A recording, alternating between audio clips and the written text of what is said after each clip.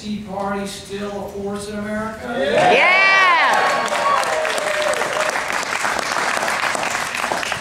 When I was thinking about running for office, when I just started thinking about it, I went to a Tea Party, April 15th, 2009.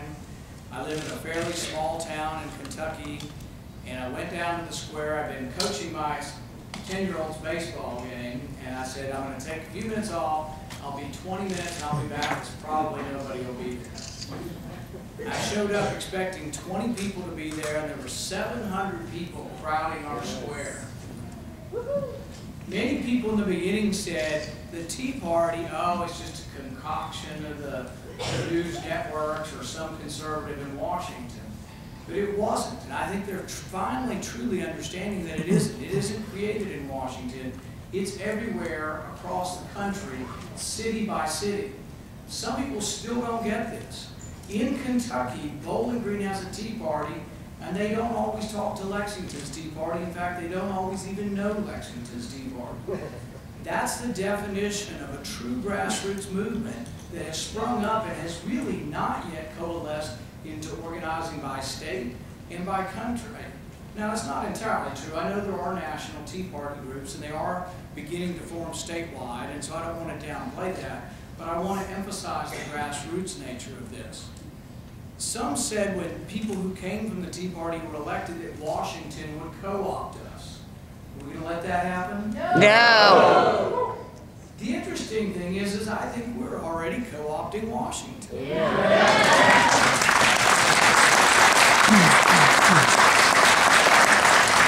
Before we were even sworn in, the Republican caucus got together, and this isn't my thanks, this is thanks to Senator DeVint, who's been working on this for years. They forswore and said no more earmarks. Now, are they going to co-opt us? I went to my first State of the Union the other day, and guess who now is against earmarks? The President of the United States has been co-opted by the Tea Party.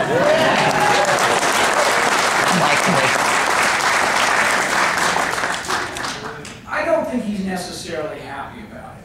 I think he truly believes the government is the answer to all of our economic problems. He doesn't really truly believe what Reagan said in his first inaugural address, and that was that government is the problem, not the solution. Yeah. But circumstances are making even those on the other side stand up. The circumstances are that we face incredible problems. The debt hangs. In my speech the other day I said it hangs like the sword of Damocles above our heads. There's no way to escape it. They must do something. Yesterday on Fox News, Congressman Rangel said that the age for Social Security may have to go up. We are co-opting the rest, or the problems are co-opting the rest, such that it is of such significance that they can't escape it anymore. And yet, we still have a lot of work to do.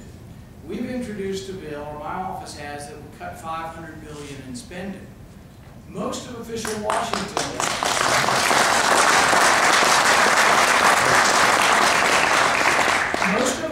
Washington thinks that's way too dramatic and we can never do it.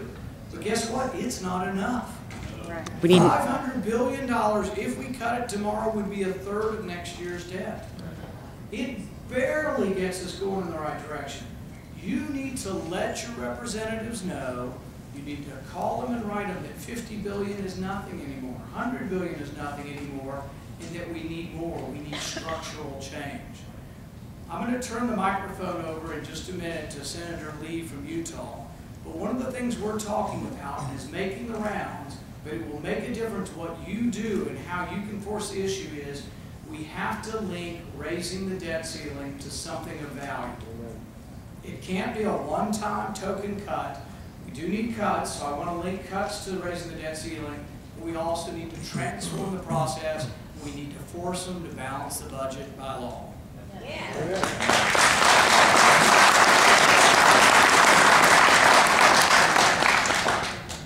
Now, I was going to go to Senator Lee next. Are you okay on the timeline on that? Or do you need to go? That's fine. You fine with that? I'd like to introduce this time, I think all balanced budget amendments are not created equal.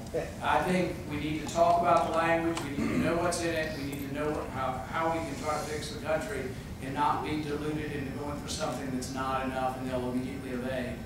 Proof in point, pay as you go. They evaded it 700 times in the late 90s, early part of the century.